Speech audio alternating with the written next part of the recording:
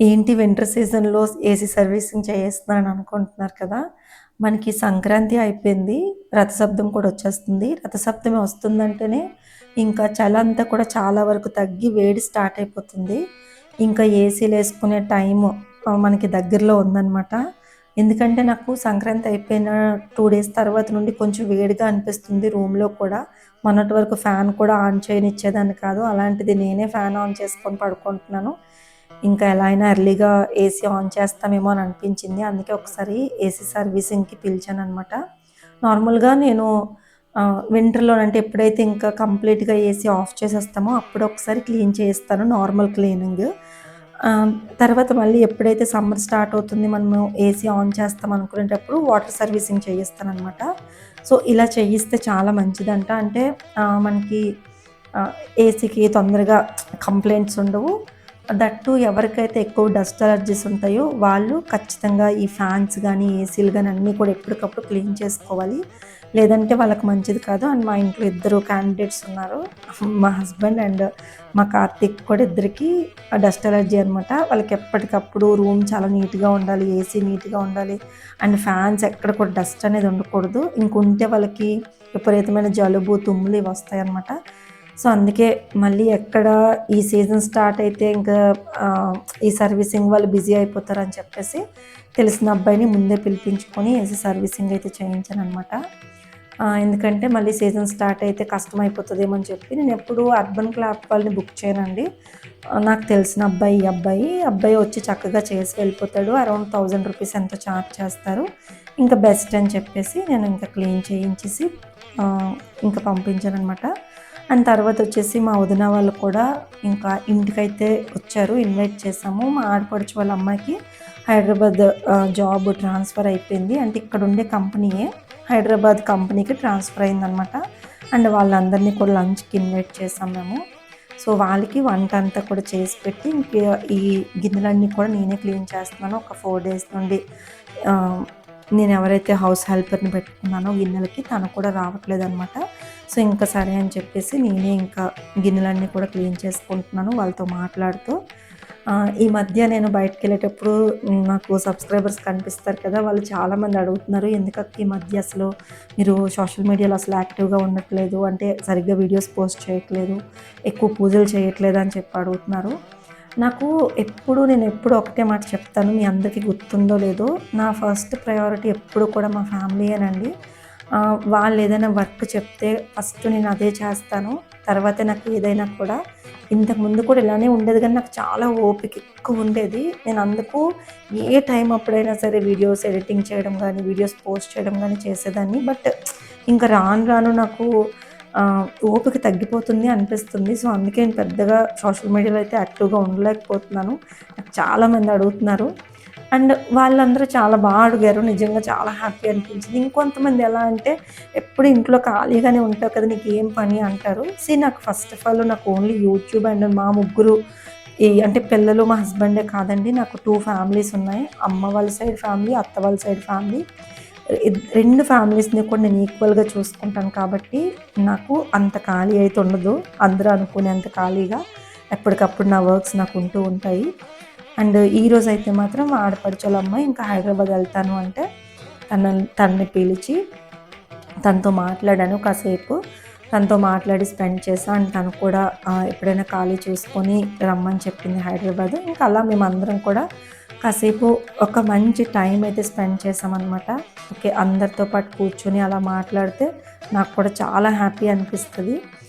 అందరూ అనుకున్నంత ఖాళీగా అయితే నేనుండను. అంటే ఓన్లీ నా ఫ్యామిలీ అనే కాదు, నా అనుకునే మనుషులు ఎవ్వరైనా సరే నాకిది కావాలి, ఇది హెల్ప్ అంటే నాకు చేతనైనంతలో ఖచ్చితంగా నేను చేస్తానండి. మేబీ ఫైనాన్షియల్‌గా నేను ఎక్కువ హెల్ప్ చేయలేకపోయినా కూడా ఏదైనా నాకిది కావాలి, ఇది నీడ్ అంటే మాత్రం నేను డెఫినెట్‌గా రియాక్ట్ అవుతాను వెంటనే. నేను వాళ్ళకి హెల్ప్ చేస్తూ ఉంటాను. అందుకు నేను ఎక్కువగా సోషల్ మీడియాలో యాక్టివ్‌గా ఉండలేకపోతున్నాననమాట. అండ్ అలా మొత్తం అంతా కూడా క్లీన్ చేసుకొని అందరం మాట్లాడుకొని అండ్ గుడికి కూడా వచ్చాము. అమ్మవారి గుడికి. మనం ఎక్కడికెళ్ళినా కూడా అమ్మవారి గుడికొచ్చి దండం పెట్టుకుంటాం కదా! సో, తను వెళ్తున్నది కూడా అంటే ఒక ప్రమోషన్ తీసుకొని తను కంపెనీ అయితే మారిందనమాట. ఇప్పటికన్నా మంచి బెటర్ ప్రమోషన్ వచ్చింది. సో, అందుకే మా వదినది కూడా మరి ఇదే ఊరు కదా! పుట్టి పెరిగిన ఊరు కదా! ఊరు అమ్మవారి గుడికెళ్ళి పసుపు, కుంకుమ అది ఇచ్చి దండం పెట్టుకుందాం అనేసంటే, ఇంకా అమ్మవారి గుడికొచ్చి పసుపు, కుంకుమ అంతా ఇచ్చి, అమ్మవారి గుడిలో కూడా మొత్తం దండం పెట్టుకున్నాము చక్కగా. ఇది చాలామందికి తెలిసే ఉంటుంది. సత్యం జంక్షన్ దగ్గర ఏడుగుడ్ల అమ్మవారు, 7 అమ్మవార్ల గుడి అంటారనమాట. ఏడుగుడ్లు అంటారు సారీ. సో, అక్కడికి కూడా వెళ్ళాము. అండ్ తను ప్యాకింగ్ కూడా చేసుకుందనమాట మొత్తం బ్యాగ్ అంతా కూడాను. తను ప్యాకింగ్ చేసుకునేటప్పుడు నేను కొన్ని థింగ్స్ కూడా ఇచ్చానండి. ఇవి నేను అన్నీ కూడా అమెజాన్‌లో తీసుకున్నాను. నేను ఇంతకుముందు తీసుకున్నవి ఇవేమి కొత్తవి కాదు. నా దగ్గర ఉన్నవే తనకి ఇచ్చేస్తున్నాను ఇంక ఇవన్నీ కూడా. తీసుకెళ్ళమని. అంటే తను మేబీ వాడుతదో లేదో తెలీదు. ఏవైనా పార్టీస్ అవన్నీ అవుతాయి బయటకది వెళ్తది కదా! సో, సరదాగా పెట్టుకుంటదని చెప్పి తనకైతే ఇవి ఇచ్చాననమాట. సో, ఫస్ట్ అయితే తను వాచ్ అడిగింది. ఒకటి ఇంతకుముందు కూడా నేను తనకు వాచ్ ఇచ్చాను. మళ్ళీ ఇంకొక వాచ్ అడిగింది. నా దగ్గర చూసిన వాచే. ఇది జోకర్ అండ్ విచ్ అని బ్రాండ్ అనమాట. బావుంటది. నా దగ్గర ఉంది ఈ వాచ్. తను చూసి నచ్చింది. అక్క వీలైతే బుక్ చేయండి. సో, అందుకని చెప్పేసి ఇది బుక్ చేశాననమాట. ఇది తన రిస్ట్‌కి కూడా చాలా బావుంది. ఇది రోజ్ గోల్డ్ చైన్ వాచ్ అనమాట.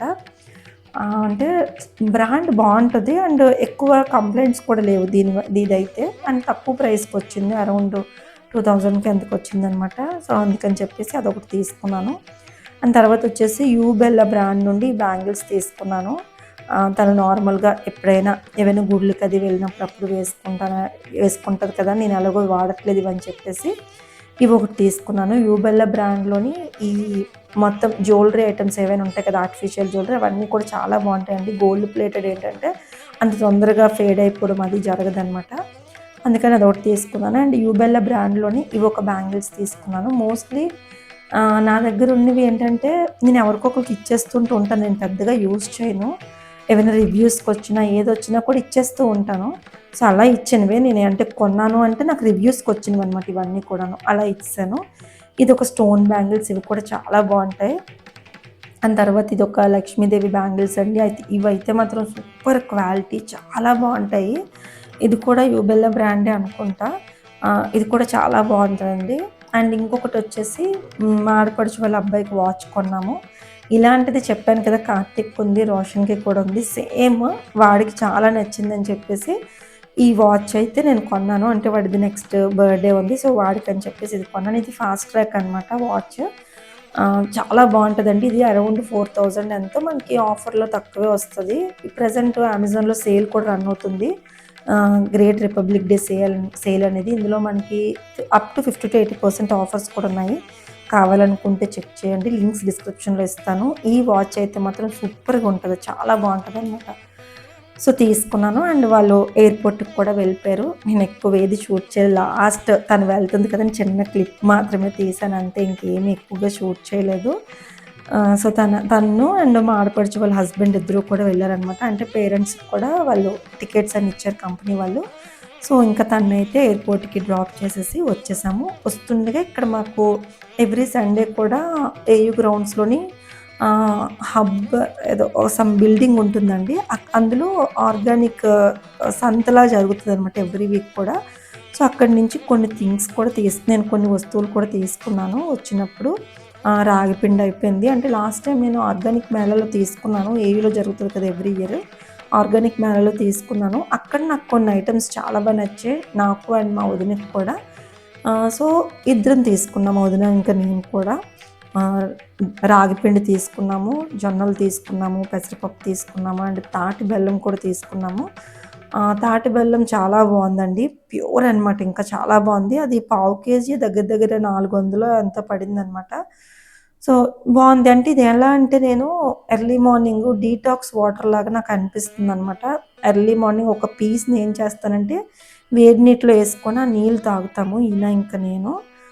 ఎందుకో ఎర్లీ మార్నింగ్ నాకు అనిపిస్తుంది. దట్టు కొంచెం టీ అవాయిడ్ చేయాలని ఒకే ఒక ఉద్దేశ్యంతోని నేను దీన్ని తీసుకున్నాను. టీ మానడం అనేది అది జరుగుతదో లేదో తెలీదు గానీ, బట్ తీసుకున్నాననమాట.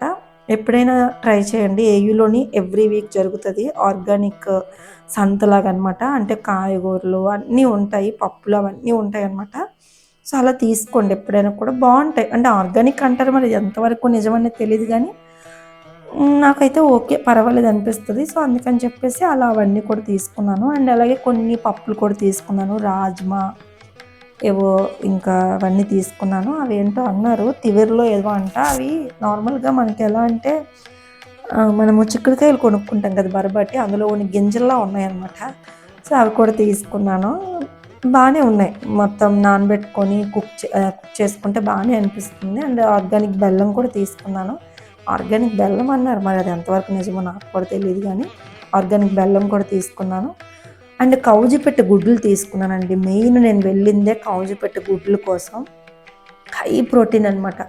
ఎవరైనా జిమ్‌కి వెళ్ళిన వాళ్ళు ప్రోటీన్ పౌడర్స్ అవి వాడకుండా మీరు ఈ కౌజిపెట్టె గుడ్లు గనక పెద్దవాళ్ళైతే అంటే అడల్ట్స్ అయితే గనక 18+ వాళ్ళు 3-4 తినొచ్చు. చిన్నవాళ్ళైతే జస్ట్ 1-2 అంతే. మరీ చిన్నవాళ్ళకైతే అసలు సజెస్ట్ చేయరు వాళ్ళు. మెయిన్ ఈ గుడ్లు కోసమే వెళ్ళాను నేనైతే మాత్రం. అంటే కార్తీక్ అది జిమ్‌కెళ్తాడు కదా! సో, వాడి కోసం అని చెప్పి తీసుకున్నాను అనమాట. ఎవరైనా సన్నగా ఉండే వాళ్ళకి కూడా పెడితే మంచిదంట. కానీ మా చిన్నోడు తినడులేండి. వాడి కోసం కాదు గానీ కార్తీక్ కోసం కొన్నాను. అది ట్రే మనకి రూ. 230 ఎంతో పడితే చిన్న గుడ్లు. చాలామందికి తెలిసే ఉంటుంది. మెయిన్ వాటిల కోసమని వెళ్ళి ఇవన్నీ తెచ్చుకున్నాననమాట. సో, మీరెప్పుడైనా ఏయులోని ఏ హబ్బో గుర్తు రావట్లే బిల్డింగ్‌కి వెళ్లారా? కామెంట్స్‌లో చెప్పండి.